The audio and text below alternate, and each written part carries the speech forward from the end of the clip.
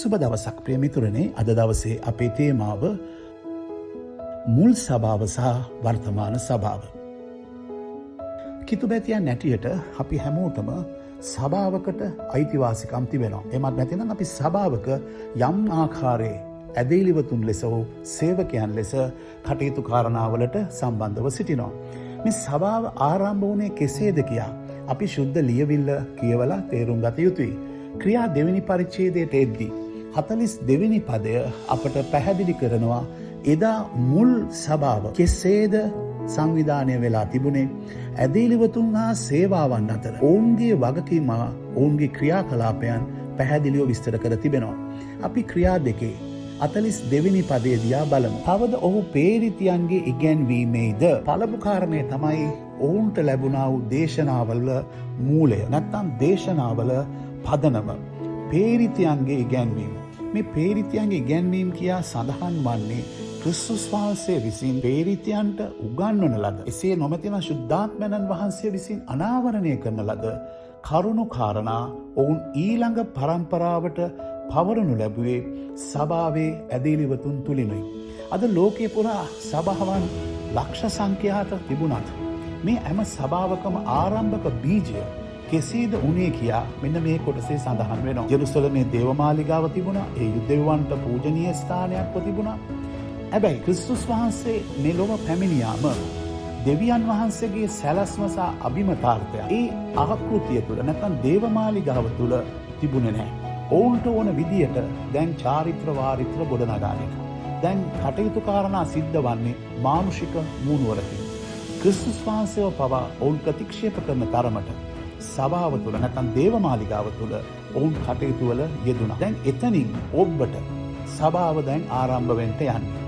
ඒක සිද්ධ වුණේ ක්‍රිස්තුස් වහන්සේගේ මරණයෙන් පසුව කියා අපි දන්නවා. පසකලා ජෙරුසලමේ දේවමාලිගාව තිබෙනවා. අනිත් පැත්තේ ක්‍රිස්තුස් වහන්සේගේ මනමාලිය නැත්නම් උන්වහන්සේගේ ශරීරය වන සභාව දැන් ආරම්භ වී තිබෙනවා ඉදිරියට යන්න. එමනම් ප්‍රිය මිතුරනේ, අද දවසේ අප සභාවන් වල දෙවියන් වහන්සේට ඕන දේ නොවේ නම් සිද්ධ වෙන්නේ. අදත් උන්වහන්සේ ජෙරුසලමේ දේවමාලිගාව පරණ ගිවිසුමේ සිට උන්වහන්සේගේ ආකෘතිය දුන්නේ, සැලැස්ම දුන්නේ, ගොඩනැගීමට සියලු කාරණා සැලසුම් ඇදුවේ උන්වහන්සේ කතරලා දැම්මා වගේ. අප සභාවද අපවද උන්වහන්සේට අතාරින්න බැරි කමක් නැහැ කියා අපි තේරුම් ගන්න ඕනේ.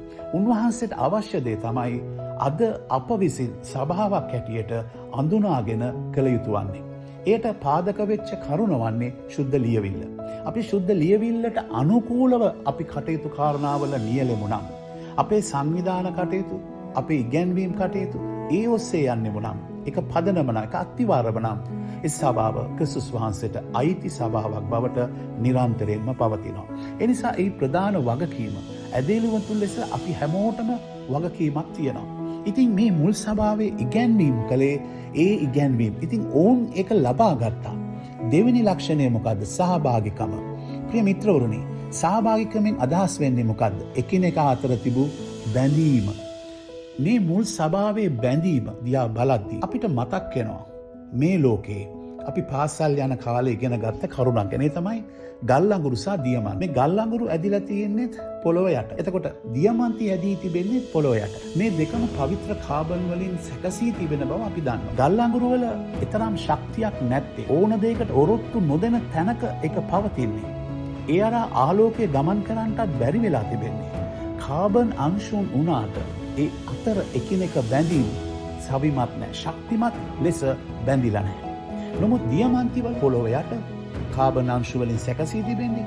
ඒ අතර තියෙන බැඳීම නැත්නම් මේ කාබන් අංශු නැත්නම් කාබන් සංඝටක අතර තියෙන බැඳීම ඉතාමත් ශක්තිමත්. කොයිතරම් ශක්තිමත්ද කියවෝ ඒක ලේසියෙන් කඩන්න බිඳින්න බැරි තරම් ලෝකේ බලවත්ම ශක්තිමත්ම වස්තුව බවට පත් වෙලා තියෙනවා. මේ බැඳීම තමයි ඉතා වැදගත්. ඒ නිසා මේ ශක්තිමත් බැඳීම නිසා ඕනම දෙයකට ඒක ඔරොත්තු දෙනවා. මේක ඇදෙන්න දවසින් දෙකෙන් ඇදෙන්නේ නැහැ. කාලාන්තරයක් යනවා මේවා හැදෙන්න. ප්‍රිය මිත්‍රවරුනි, දරා ගැනීමේ ශක්තිය, කාලයක් ලබාගෙන ඉවසීමේ සිටීමේ ශක්තිය, ඒ වගේම ඕන දෙයකට ඔරොත්තු දීමේ හැකියාව ශක්තිය දියමන්ති වලට තිබෙන නිසා ඒ හරහා ආලෝකය ගමන් කිරීමටත් පහසු වෙලා තිබෙනවා.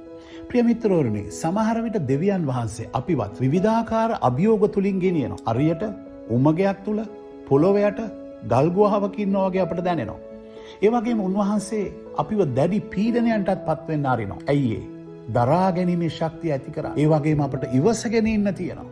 ප්‍රශ්නය එක රැයකින් දෙකකින් විසඳෙන්නේ නැහැ. ඒ තුලින් අපේ ඉවසීමේ ශක්තිය උන්වහන්සේ ප්‍රගුණ කරනවා. අවසානයේ ඕනම දෙයකට ඔරොත්තු දෙන්න පුළුවන් ශක්තිමත් මිනිසෙක් උන්වහන්සේ බිහි කරනවා. බලන්න බයිබලයේදී ආබ්‍රාම්ගිතුමා කොච්චර කාලයක් බලාගෙන හිටියද දරුවෙක් ලබා ගැනීම පිණිස. බලන්න මෝසෙස්තුමාන් අවුරුදු 80ක් විතර ඔහුට රැඳී ඉන්න වුණා අර ඊශ්‍රායල් සෙනඟ මුදා ගැනීමේ කාර්යභාරය ලබා ගැනීම පිණිස.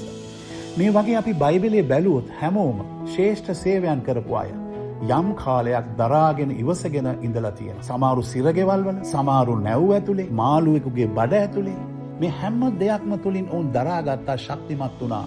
ඔවුන් විවිධ උපද්‍රවවලට මුහුණ දුන්නා. අවසානයේ ඔවුන් ජයග්‍රහණය ලැබුවා. ඔබත් මගේ ජීවිතේ මේ කරුණ එසේමයි.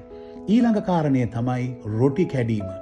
මේකෙන් අදහස් වන්නේ කුමක්ද? ක්‍රිස්තුස් වහන්සේගේ ජීවිතය සහ මරණය හැම හිරුදිනකම ඔවුන් හැම රැස්වීමකම ඔවුන් සීකලා.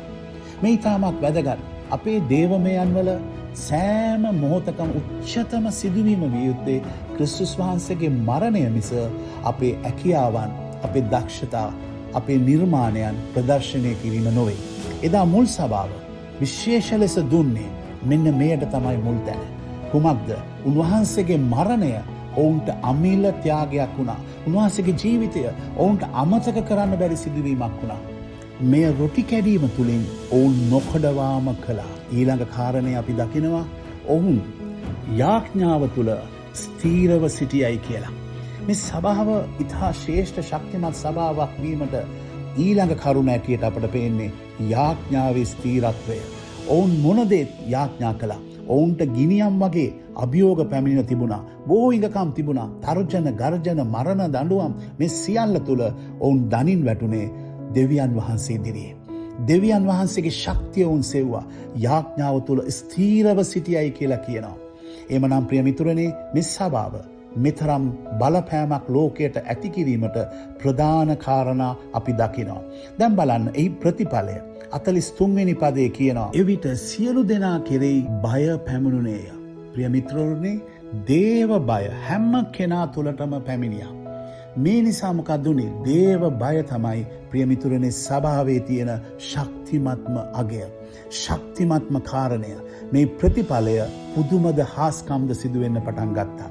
අද සමහර විට අපේ සභාවන් දිහා බලලා අපි කියනවා කිසිම හාස්කමක් වෙන්නේ නැහැ, කිසිම පුදුම දෙයක් වෙන්නේ නැහැ, මිනිසෙක්ට සුවයක් වෙන්නේ නැහැ. මෙවැනි කතා අපි කියනවා. ඒකේ ප්‍රධාන වගකීම තිබෙන්නේ ප්‍රිය මිතුරනේ සභාවේ නායකත්වය දරන කෙනා මතම නොවේ.